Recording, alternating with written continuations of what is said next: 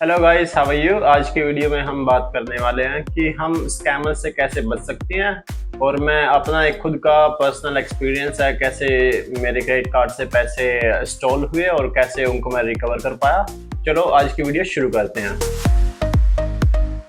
Hello guys, आज की video में हम देखने वाले हैं कि scammers how they become successful in stealing our money. और पहले बात करते हैं कि हम अपने पैसे को या फ्रॉड्स को कैसे बचा सकते हैं कि हमारा पैसा जो हमने मेहनत से कमाया हुआ है वो हमारे बैंक में सक्सेसफुली कहीं स्टील ना कर पाए कोई लोग। और आज की वीडियो में हम बात करें कि कैसे स्कैमर्स और वो अलग अलग स्ट्रेटजीज लगा के हमारे पैसे के ऊपर नज़र रखते हैं। हम हार्ड वर्क करते हैं, हमारे पैसे बैंक में रखे रहते हैं, बट हम इतने केयरलेस हो जाते हैं कि हमें पता ही नहीं चलता। हम अपने वर्क में इतना बिजी रहते हैं कि हमारे जो कॉन्फिडेंशियल इंफॉर्मेशन होती है बैंक से रिलेटेड, हम कहीं भी ऑनलाइन वेबसाइट पे जाके कोई भी अकाउंट क्रिएट कर देते हैं, किसी भी एप्लीकेशन को हम रजिस्ट्रेशन कर लेते हैं, बट हम कभी ध्यान नहीं देते क्या वो वेरीफाइड सोर्सेज हैं जहां हम अकाउंट क्रिएट कर रहे हैं, क्या वो वेरीफाइड एप्लीकेशंस हैं जहां हम डाउनलोड कर रहे हैं। तो उनके थ्रू जब हम अपना कोई अकाउंट क्रिएट करते हैं तो वहाँ से हमारा ईमेल, फ़ोन नंबर और जीमेल ये वगैरह वगैरह सारी डिटेल्स हमारी किसी थर्ड पार्टी कंपनी के पास चली जाती है। अब अगर वो अनवेरीफाइड सोर्सेज हैं, मान लो हम उन पे यकीन नहीं कर सकते, तो क्या पता वो डाटा सेल करके हमें एज अ प्रोडक्ट कहीं सेल कर रहे हो हमारी इन्फॉर्मेशन। तो अब स्कैमर्स क्या करते हैं, स्कैमर्स को हमेशा तलाश रहती है कि कहीं ना कहीं से कोई ना कोई इन्फॉर्मेशन मिल जाए, कहीं ना कहीं कोई कमज़ोर कड़ी मिल जाए जहां वो अपनी स्ट्रेटजीज लगा के कहीं ना कहीं वो फेक एसएमएस भेज के, फेक ईमेल भेज के, और वो try to get their personal information. So उनको एक बार इतना पता चल जाए कि आपका अकाउंट किस बैंक में है और आपकी कुछ like date of birth, Gmail, phone number या कोई बैंक से रिलेटेड कोई आपकी इन्फॉर्मेशन पता चल जाए, जैसे क्रेडिट कार्ड की डिटेल्स या डेबिट कार्ड की डिटेल्स, तो बहुत ईजिली ही आपका पैसा, आपका फेक बैंक रिप्रेजेंटेटिव्स बन के आपका पैसा आपके ही अकाउंट से स्टॉल कर सकते हैं और आपको पता भी नहीं चलेगा। तो आज की वीडियो में हम बात करेंगे कि स्कैम्स होते कैसे हैं, कितने टाइप के स्कैम्स हैं। सबसे पहले बात करेंगे हम फिशिंग स्कैम्स की। आप सभी ने फिशिंग वर्ड सुना ही होगा। फिशिंग एक तरीके का एक डेमो होता है। जैसे मान लो मैं आपके फ़ोन नंबर पे एक एसएमएस भेजता हूँ, भाई हमारे बैंक की तरफ से ये ऑफर मिला है, आप इस लिंक पे जाके अकाउंट क्रिएट कर सकते हो या इस लिंक पे जाके आप ऑफर को अवेल कर सकते हो। बट जो असलियत में वो होता क्या, वो उस लिंक पे एक आपके बैंक से ही बिल्कुल सिमिलर वेबसाइट होगी, उस पर आपकी क्लाइंट आईडी और उसका पासवर्ड होगा, उसमें आप लॉगिन करके उसको एक्सेस करते हैं जैसे। तो सेम उसी तरह एक डेमो या एक सिमिलर फिशिंग स्कैमर्स के द्वारा एक फिशिंग वेबसाइट तैयार की जाती है, फिर आपको हर कस्टमर के पास फिर वो एसएमएस सेंड की जाती है। अब जितने लोग उस लिंक पे जाके अपनी पर्सनल इन्फॉर्मेशन होगी या बैंकिंग के क्रेडेंशियल्स इन्फॉर्मेशन होगी जो वो हम टाइप करके या ऑनलाइन लॉगिन करते हैं, तो वहाँ से अब जो स्कैमर्स हैं उनके पास वो डाटा चला जाता है। या और क्या करते हैं, वो आपके पास ईमेल सेंड करेंगे, कोई भी ईमेल हो सकती है। मान लो आपके पास ईमेल सेंड की और उसमें कोई ऑफर है, मान लो आपको लोन दिया जा रहा है, क्रेडिट कार्ड दिया जाएगा। अब उसको आप अवेल करने के लिए उस लिंक पे क्लिक करोगे, हाँ भी आपको ऐसा लगेगा हाँ ये प्रॉपर एक बैंक की तरफ से ईमेल आई है।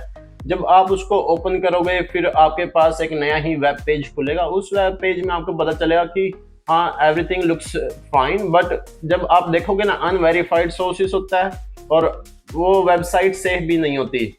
तो हम अब वहाँ अगर उसमें फंस गए ना और अपनी इन्फॉर्मेशन डाल दी, तो स्कैमर्स के पास हमारे पीसी का अब रिमोट कनेक्शन भी जा सकता है, हमारी खुद की पर्सनल इन्फॉर्मेशन भी जा सकती है, जिससे कि वो अपने बेनिफिट के लिए यूज़ कर सकते हैं। हमें एज ए चारा यूज़ करके हमारा फ़ायदा उठा के हमारे पैसे को ही हमारे बैंक से निकाल सकते हैं। तो आज के दौर में सभी के पास मोबाइल फ़ोन्स हैं, वो अपनी पॉकेट से ही सारा नेट बैंकिंग को एक्सेस कर सकते हैं। मोबाइल में कोई भी ट्रांजैक्शन देखनी हो, किसी को पैसे सेंड करने हो या कुछ भी करना हो, out of the pocket we can do it.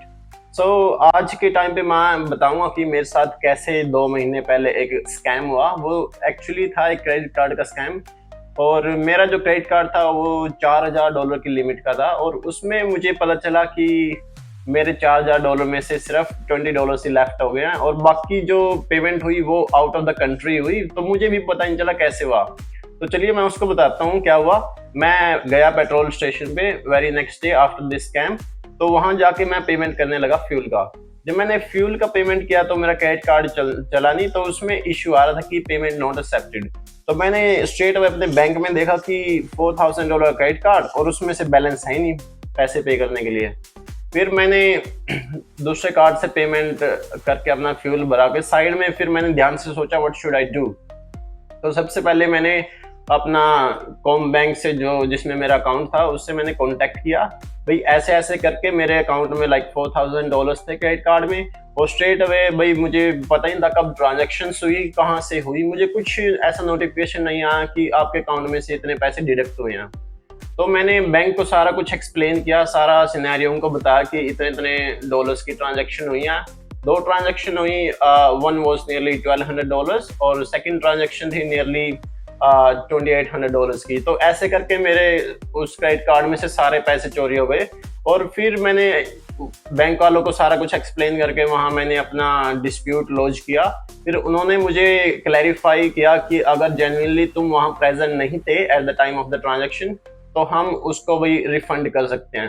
तो मैंने उनको कहा कि ऐसा कुछ नहीं है, I was sitting in Australia while the transaction जो हुई ना वो यूएस में हुई। फिर मैंने उनको बताया कि यूएस में कैसे ट्रांजेक्शन हो सकती है जबकि मैं यहाँ हूँ, मेरे डेबिट कार्ड और क्रेडिट कार्ड डिटेल्स यहाँ पे हैं। और मुझे पता था भाई अगर ये कॉन्फिडेंशियल डिटेल्स होती हैं, अगर आप किसी को बताओगे तो कहीं भी कोई भी ट्रांजेक्शन कर सकता है। तो इतना जानने के बाद भी पता नहीं कैसे मेरे बैंक से ट्रांजेक्शन हुई और वो भी ओवरसीज हुई, मुझे पता नहीं था। और ना ही मेरे पास कोई फोन में ऐसा नोटिफिकेशन आया कि बैलेंस डिडक्ट हुआ है। तो फिर ऐसे ऐसे करके 3-4 वीक में बैंक वालों ने मुझे मेरा रिफंड तो वापस कर दिया क्योंकि मैंने ये ट्रांजेक्शन की नहीं थी। तो अब बात करते हैं कि अगर आपके साथ स्कैम हुआ है तो आप क्या एक्शन ले सकते हो। सबसे पहले तो आपको बैंक को कांटेक्ट करना है, बैंक वालों को सब कुछ बताना है और टेक अ चिल पिल, और आपको टेंशन नहीं लेनी है। और जो भी कुछ आपको पता चले वो सारी इंफॉर्मेशन आप बैंक वालों को बताइए। बैंक वाले जो भी हो सके वो अपना तरफ से पूरा एक्शन लेंगे। अगर आपके पास आपके साथ स्कैम हुआ है और आप चाहते हैं कि कैसे नेक्स्ट टाइम आप स्कैम से बच सकते हैं, तो प्रोटेक्शन क्या है स्कैमर से बचने के लिए।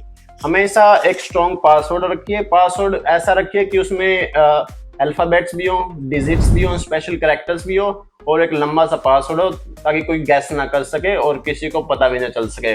और हमेशा एक सिक्योर कंप्यूटर या सिक्योर कनेक्शन के थ्रू ही अपनी नेट बैंकिंग लॉगिन कीजिए।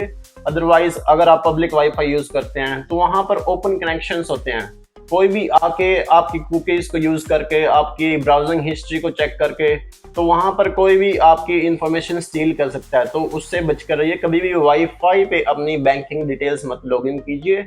और एक लास्ट तरीका मैं बताने वाला हूँ जिससे कि आप अपने जो प्रोटेक्शन है उसको और बेहतर कर सकते हैं। अब मान लो आज की मॉडर्न वर्ल्ड में हम ऑनलाइन शॉपिंग करते हैं, ऑनलाइन ऑर्डर्स करते हैं, बट हमें पता नहीं था क्या वो वेबसाइट एक वेरीफाइड सोर्स है, क्या हमें उन वेबसाइट से अपना जो भी स्टफ ऑर्डर करना है क्या हम उसमें कार्ड की डिटेल्स सेव कर रहे हैं।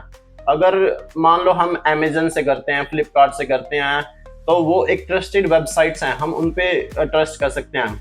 अब मान लो कोई ऐसी वेबसाइट है, हमें ऑफर दिया जा रहा है like you will order your first item and you will get the free delivery and free of cost. तो हमेशा कभी भी ऐसे सिली ऑफर्स पे मत जाइए, ये फ्रॉड भी हो सकता है। फिर इन फ्यूचर आपके साथ अगर कुछ स्कैम हो जाए फिर वो आपकी रिस्पॉन्सिबिलिटी है कि क्या आपने पीछे सोचा हिस्ट्री में जब आपने उस वेबसाइट से कुछ शॉपिंग की या उस वेबसाइट पे अपना क्रेडिट कार्ड की डिटेल डाल के आपने शॉपिंग की।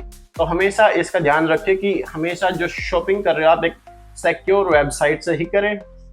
और लास्ट में मैं वीडियो को खत्म करते हुए आपको एक रिकमेंडेशन दूंगा कि जब भी आप कुछ भी ऐसी सस्पिशियस ईमेल आए या कुछ भी आपके पास एसएमएस आए तो प्लीज उन लिंक को कभी भी ओपन मत कीजिए। यहाँ पर इवन इन ऑस्ट्रेलिया और इवन इन इंडिया और यूएस बहुत सारे सस्पिशियस एसएमएस आएंगे, सस्पिशियस ईमेल्स आएगी। Please click on this email and you have to pay your toll. They will try to become like a bank representative, but ऐसा नहीं होता है। They only want to steal your money. That's all they want. So आज के time पे बहुत सारे लोग स्कैमर्स के थ्रू फंस भी रहे हैं, उनका पैसा भी चोरी हो रहा है। But in the end, it's our money and we have to decide like ये पैसा हमें कहाँ यूज करना है, और हमें भी अपने साथ लोगों को अवेयर करना है कि हमारा पैसा मेहनत का कमाया हुआ हमारे पास ही रहे। अब कोई और जो मान लो किसी का शैतान दिमाग है, वो चाहेगा कि आपका पैसा निकाले, तो आप ये वीडियो शेयर करना ताकि और लोगों के पास ये इंफॉर्मेशन फैले और लोग बचें कैसे स्कैम होने से, और फिर अगर स्कैम हुआ भी है तो कैसे उसके लिए सोल्यूशन है, वो अप्रोप्रिएट सोल्यूशन भी अप्लाई कर सकें। तो see you for the next one.